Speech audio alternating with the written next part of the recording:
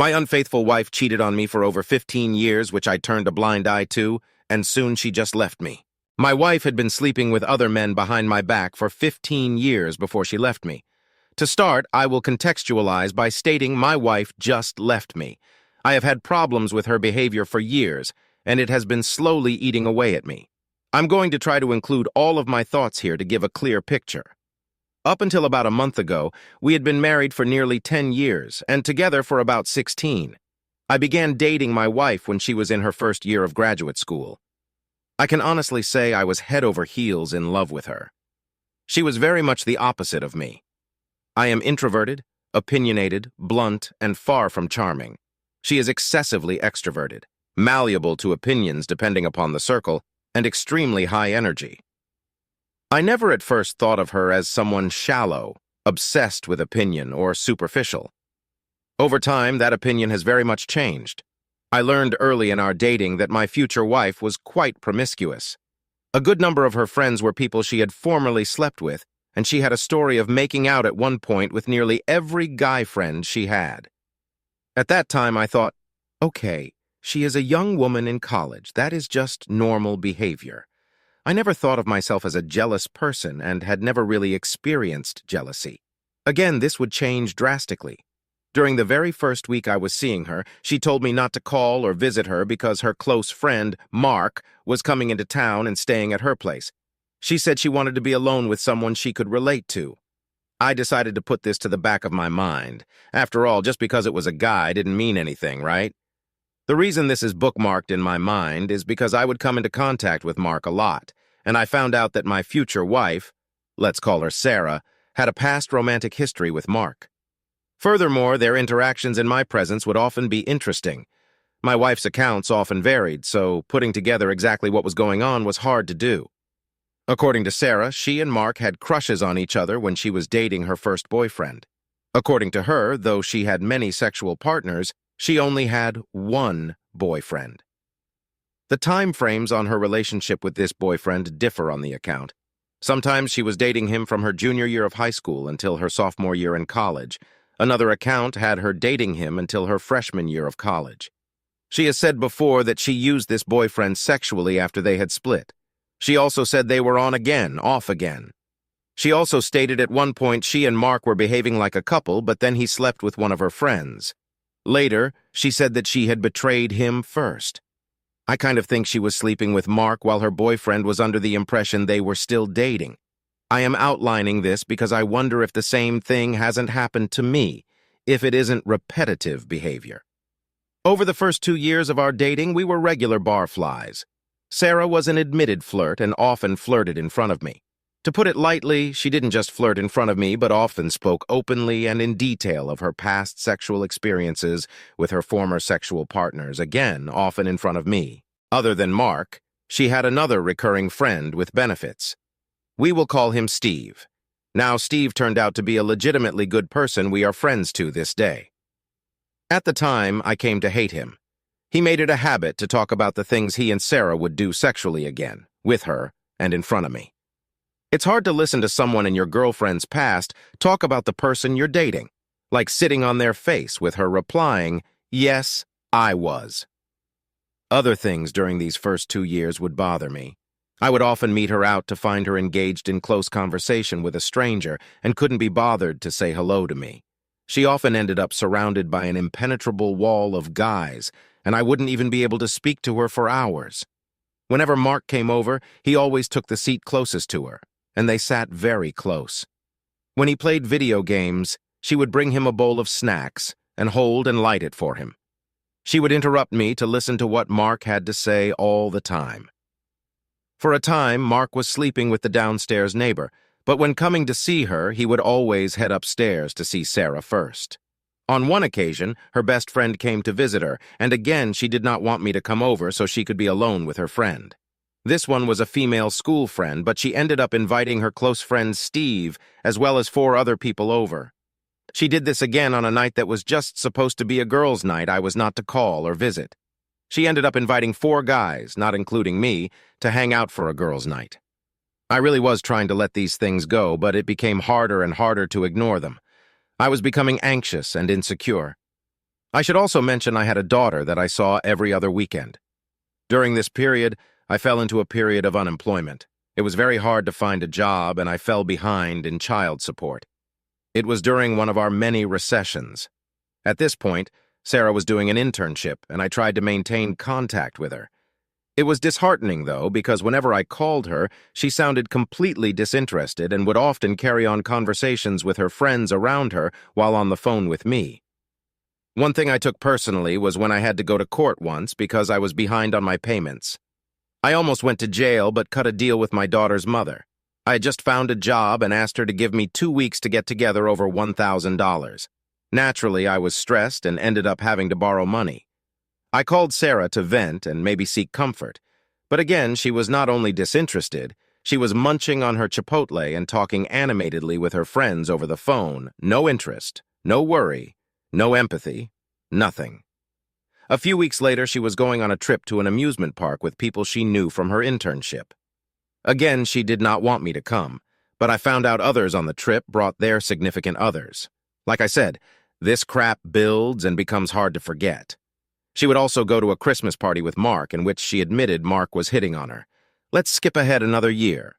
She moves home and we have a conversation about moving in together. I get a small inheritance at the time that allows us to find a place. I get a job in her area and we move in together. After nearly 2.5 years of ignoring her inconsiderate behavior, I finally talk to her about how much her flirting bothers me. She tells me a story about being at a nearby bar while I was gone, and she stated she told the bartender, "I would totally sleep with you if I was single." I basically said I didn't need to hear that, and the next moment she got pissed, started screaming, and claimed she never said that, even though she had literally just related the story to me. I quickly began to find out that Sarah had no tolerance whatsoever for criticism of her character. She hated it and got violently angry when questioned. Also, Mark texted her late at night during this period, and I saw what he texted her. "When do I get to see that fine body again?" Time went by, and everything was actually all right, better than before, in fact. We established a close group of friends. She and my daughter were getting closer. There were very few, if any, fights. Everything was great. In this group were her cousin and cousin's husband. This is important, by the way, we'll call them Emily and John. The only thing that was not great during this time was our sex life. For reasons I cannot explain, our lovemaking life wasn't just slowing down, it was completely stopping. Sarah had almost no interest in intimacy. After about 3 years, this group of friends fell apart for various reasons.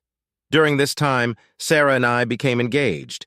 Things were still pretty okay between myself, Sarah, my daughter, and our friendship with Emily and John.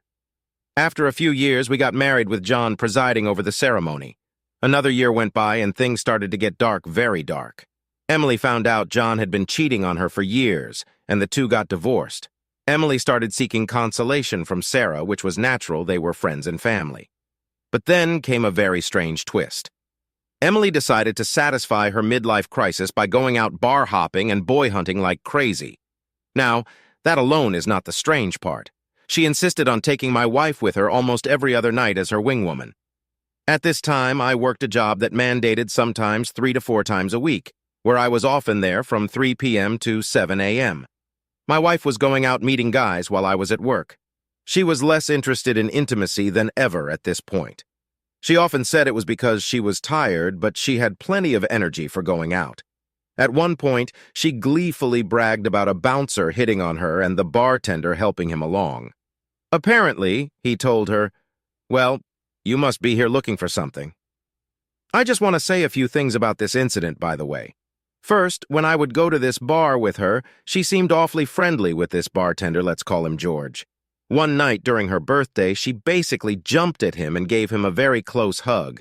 She would later say he hugged her, but she was so drunk that night she fell flat on her face before even getting to the bar.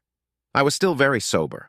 When I vented this to one of our friends, all I had to say was Sarah and George, and this friend literally broke out into tears. This was the most suspicious part. Later, someone who knew my wife and held a party my wife frequented would show up at work. When he learned where I lived, he asked if I knew Sarah and her boyfriend George. This might have been a mistake, but it's a hell of a coincidence. Also, there was a joke around the bar that George was not well endowed, but was good at other things. Later, Sarah would relate to me how disappointing it is to have sex with someone not very well endowed. She said she made love with this one guy who was small but was good at other things. I might be reading too much into that part, I don't know. Something else strange happened at this time. There was a period of 2 months where Sarah and I had literally no sex. Lovemaking had been an issue for years by now, but we had sporadic moments of intimacy. During this period, there was literally nothing. What is strange is that Sarah missed her period for a month and was afraid she might be pregnant. She was or wasn't. I couldn't help wondering why she would think it was a possibility if she was only sleeping with me. I brought it up once and she characteristically flipped out.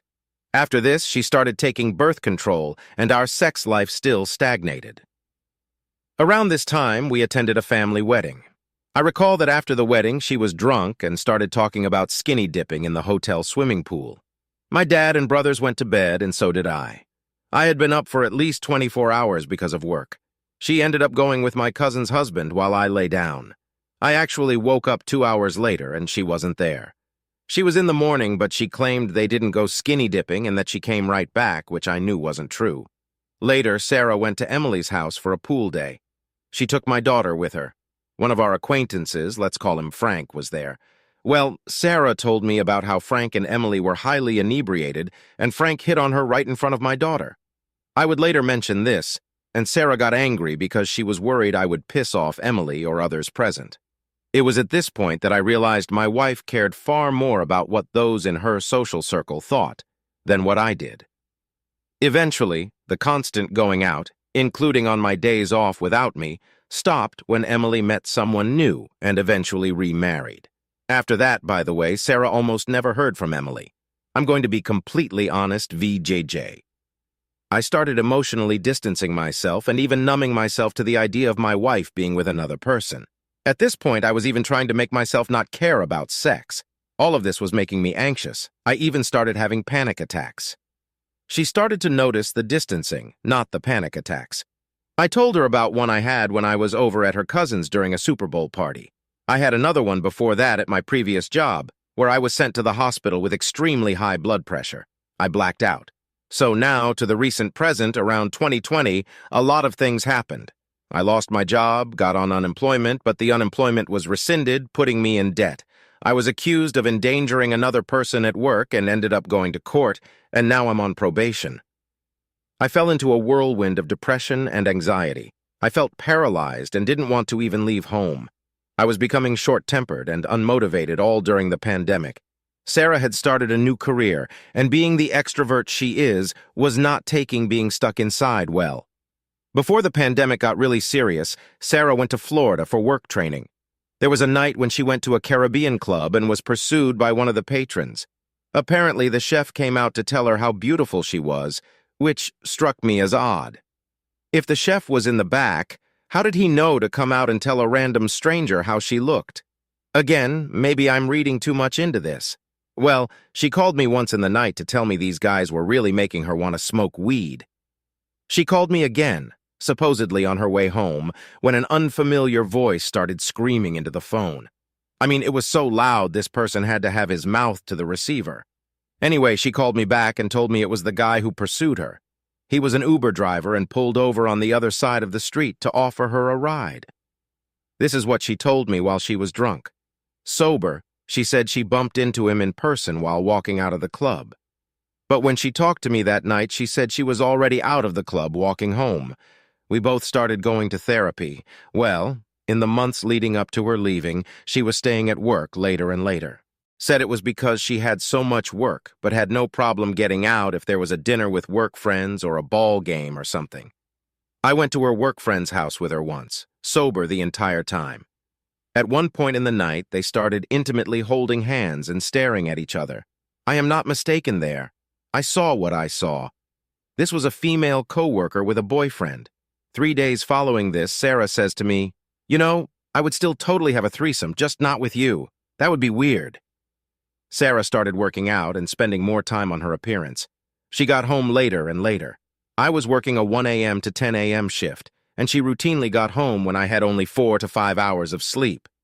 She went out one day to a 5-hour book club when we hadn't seen each other, and got home right when I needed to go to bed. She refused to be careful with her weed around the house, even though I was on probation. She would hang a bag of her stuff right by the door and leave her grinder out. Any attempt I made to talk about it was met with rage and shouting. Anytime I vented, I was met with criticism and harsh reprimands, whereas she expected me to just listen, and I did, for the most part. There were times when my frustration bubbled to the surface, and I snapped not physically. I would never hit her.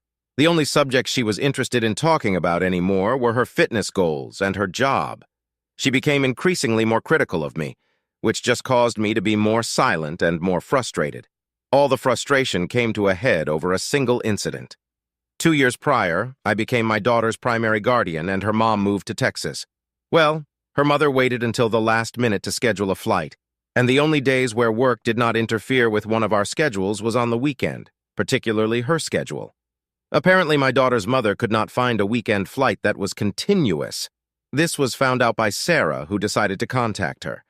I'll be honest, I did not consider it our responsibility to arrange the flight for my daughter's mother. As a matter of fact, it is in the custody agreement that she is responsible for scheduling and financing travel to and from Texas. Sarah did not communicate to me my daughter's mother's inability to find a weekend flight, or that Sarah took it upon herself to reach out. Sarah also took it upon herself to agree to a midweek time to take my daughter to the airport. What she did communicate to me was my daughter's mother had scheduled a flight to leave early in the morning on a Wednesday. The airport is 2 hours away. She told me the flight would leave at 7 a.m. at the latest, and she expected to be home by 10 a.m. at the latest. Now, since Sarah had work at 9 a.m., I figured she had arranged the day off, especially if she intended to be back by 10 a.m. at the latest. These were the talking points I was given and had knowledge of. Sarah got a hotel near the airport and asked if I wanted to come with her. I did end up having that night off. However, I had not slept in days, was absolutely exhausted, and had a therapy session the next day at 11 a.m. Traffic in the area around the airport can get heavy approaching 8 o'clock to 9 a.m., and I was afraid of missing my session, which was part of my probation, meaning missing it could lead to a contempt of court order. In actuality, the flight was leaving at 6 a.m. I was not told this, and Sarah would get home at 8 a.m. However, under the impression she was counting on driving through heavy traffic after a flight leaving at 7 a.m. and planning to be back no later than 10 a.m., I thought it would be cutting it close. I declined to go with my wife to the hotel. When she tried to ask me again, sleep-deprived and annoyed at her constantly leaving paraphernalia everywhere and paying no regard to my schedule, I snapped at her. She left angry, got back the next morning, and still went to work. She had not requested the day off and would not call off. That night we had a huge argument. She asked how long it had been since we had been happy. I told her it was since the time she was going out with her cousin. The weekend following, she stated that something broke in her that night and she didn't want to pretend anymore. She said she didn't think we should be together anymore and that when I told her the time for which I had been unhappy, it broke her heart. I asked her if she knew why I said that. She said no, and I outlined a good deal of what I wrote here, though not everything. She said she was going to her parents' for a few days, then loaded up way more things than I felt she could have fit into her parents' tiny house. I haven't seen her since. She didn't even come to personally talk about our situation with my daughter after she got back, which devastated my daughter. I don't know for certain, but I can't help but feel there was something more to this. Maybe not, though. Maybe it was a series of really bad coincidences brought on by our differing personalities. Still, I can't shake the feeling that there is something else. Update 1. As many pointed out, it didn't really need to be confirmed, but my wife confessed to a friend that when she was going out with her cousin, she had a threesome. I'm guessing it was more than a threesome with her cousin and the bouncer I mentioned in my original post. She was also recently caught texting her other lover before she left. I know people keep saying this is fixation, but it isn't. I'm furious, and I can't stop thinking about it, not that my wife deserves forgiveness. That is not what I mean. I just don't want to think about her ever. I want her to disappear forever from my thoughts. I hate her so much. I hate her for dragging me around people she was sleeping with and probably laughing about it. I hate her for developing a bond my daughter doesn't want to break and then leaving her after my daughter's mother did the same. I hate her for trying to make me feel like I was at fault and inadequate. I hope she dies. I've never hated anyone so much. Tomorrow we are meeting to discuss possessions and details of the split. I think she wants to talk about what has been going on as well. I sent her a very angry text. It's going to feel like ripping open a wound, and I don't know if I'll be able to keep it together. Any advice or coping mechanisms? Has anyone else felt so strongly that they despised their spouse that they didn't trust themselves not to lose control? Update 2. I think I'm doing better. I'm not thinking about her all the time, and I'm excited to move away from this hell and get back to family and friends. But after weeks of ruminating, after discussing splitting our possessions, after really realizing that she walked away with no feeling after betraying and embarrassing me for years, this one thought still creeps into my head. She never really loved me. It sucks. It sucks because I could have spent 15 years either working on myself or finding someone who really did love me. Now I don't know when I'll be able to trust someone the way I did her again. Update 3. So, it has now been 9 months since my wife left me and I got confirmation of her infidelity. Maybe some of you remember my original post. I got to the point where I ignored flag after flag. I understand I've processed it. Some days I'm fine, but then others I still have a hard time. Today is one of those days. Every now and again I'll remember a time when she was very intimate and seemed so sweet. They were only ever when we were alone, though. The time I'm thinking of was around our 2nd year of dating, months before we moved in together. The skyline at dusk reminded me, corny as it is. She wanted to watch The Notebook with me, and so we did. I remember feeling sad and depressed that day, and I was just happy to be with her. She was so sweet. We cuddled close on the couch, had a mild night, talked, and just enjoyed each other's company. The skyline at the time we were done with the movie was orangish red, like tonight. I remember we went outside to smoke a cigarette, sitting so close, leaning on each other. You know what she said to me? I hope we die together so we can be together to the end. How does a person go from that to being automatically promiscuous and entirely forgetful of my presence immediately in a social setting, any social setting, every social setting, like flicking a switch? It's just so bizarre. Even acting embarrassed at my presence, talking over me, just being awkward. Sorry, even after 9 months, it hurts when I remember the contrasting moments. I'm really just writing this to express myself. I wish I could do what she does and just forget like it's nothing. I still recall 2 weeks after she left, she texted me, "It doesn't have to be weird just because we're not a couple anymore, like it was 15 years and we were married. How do you just do that?" Like I said, not really looking for answers. I just wanted to write how I was feeling after 9 months. I shouldn't still be thinking about this stuff.